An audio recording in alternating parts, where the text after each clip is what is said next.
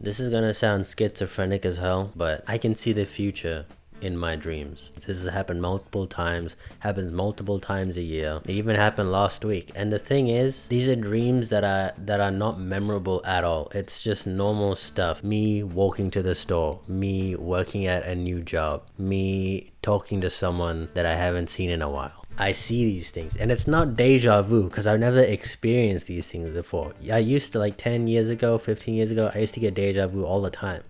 But nowadays, I'm not experiencing the past, I'm experiencing the future.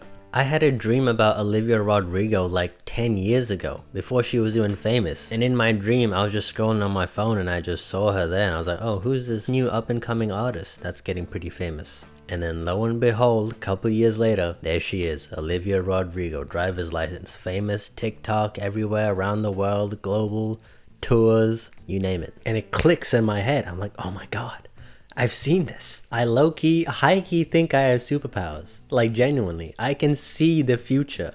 But there's one downside to this thing that I have. I can't see anything useful. Bro, I had this one dream. This was like instant seeing the future. I went to sleep. I had a dream. My girlfriend broke up with me over the phone. She just texted me. And I wake up, couple hours pass into the day. It's like 2 p.m. I get a text from on my phone. And it's my girlfriend saying she wants to break up. Like, bro, I can see that. I knew it. I knew it that day. The air was off. I could feel it. And I won't accept anyone being like, oh, you're schizophrenic. Oh, you're crazy. Oh, you need to take your pills. You should probably go to a doctor. No. I am clairvoyant. I have a sixth sense. I am gifted. I just need to learn how to train this power to harness the future. I could change the world. And there's no way that I could even prove this. Damn it. If only I could remember my dreams. And then maybe I could predict the future right now and then say like, oh, come back to this video in a year or something when this thing happens. But I don't remember any of my dreams because they're so unremarkable. And they're not even about the world. They're about myself. They're from my perspective. None of these dreams about the future are about, someone else or the world in general. It's about my life. Like, I had a dream once that I got kidnapped by a witch and I was like tied up in the backseat of her car. But I don't think that one's gonna come true. Hopefully not. And now that I think about it, Olivia Rodrigo really should be thanking me that I dreamed of her in the future famous. If I didn't, she'd be a nobody. She'd be busking on the street right now. She'd be working at Target, selling CDs of other artists instead of her own. If I didn't dream of her being famous in the future, she wouldn't be one of the most popular young up-and-coming female artists of this generation. I really should be getting like 10% of her revenue, like if we're being honest, like come on. And Olivia, when you win another Grammy in the future, you don't have to thank me. We all understand. And I remember I also had a dream about me being at a store and then some guy come up and sexually assaulting me. So yeah, hopefully that one doesn't come true either. But I'm sure none of those are gonna come true because they were so left field and out of the way, and they weren't set on Earth or on this reality. Or maybe they have come true.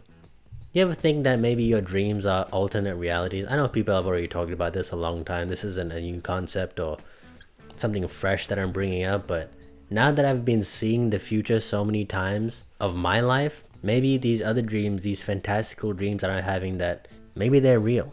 Maybe I'm peeking into another version of me somewhere. There's so much we don't know about life. So much unsolved mysteries. How can you say that I'm wrong? How can you say with complete certainty that dreams aren't a glimpse into a different reality or a future reality of yours? Because I think it is possible. Does it happen to everyone?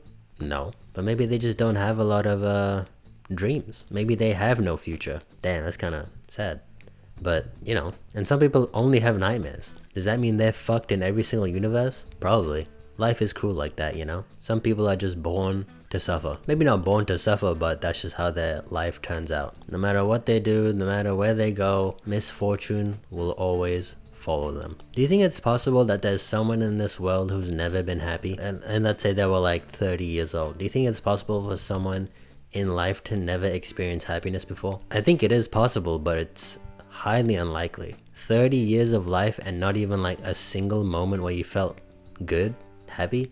That can't be right. It's possible, but you know, it's more likely that you get hit by lightning than that ever happening. Because I kind of have something like that, not with happiness, but with anger. I haven't really gotten angry in my life. Like some people get really mad where they just start seeing red. I've never gotten to that point where I become irrational and so on and so forth. It's just, I get frustrated or slightly annoyed, but angry? That has never happened to me before. Same with hate. Like, I've never hated anyone before, which feels kind of weird to me. Maybe I should be hating someone.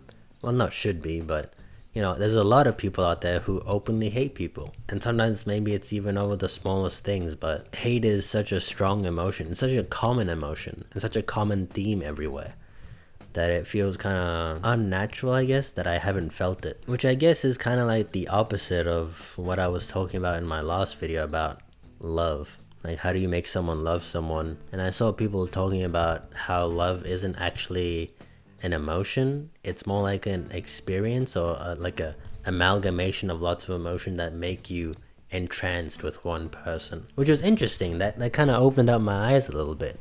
I always thought love is an emotion, but I guess it's not. It's about all these experiences and things you talk about, the way someone looks, the way they carry themselves, and so on and so forth. It's all of that put together makes you love someone. At least I think that's how it is for me. And I saw someone saying that hate is the exact same thing. You know, you don't just hate someone.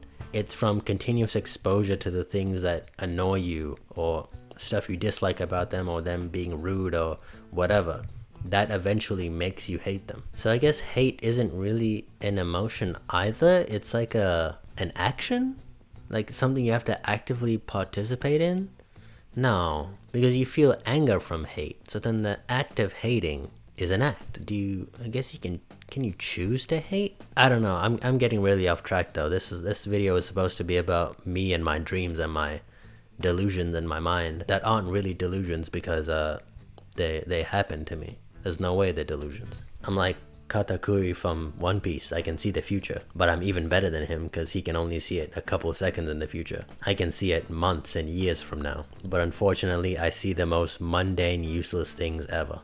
But yeah, I've yapped for too long. That's all. Goodbye.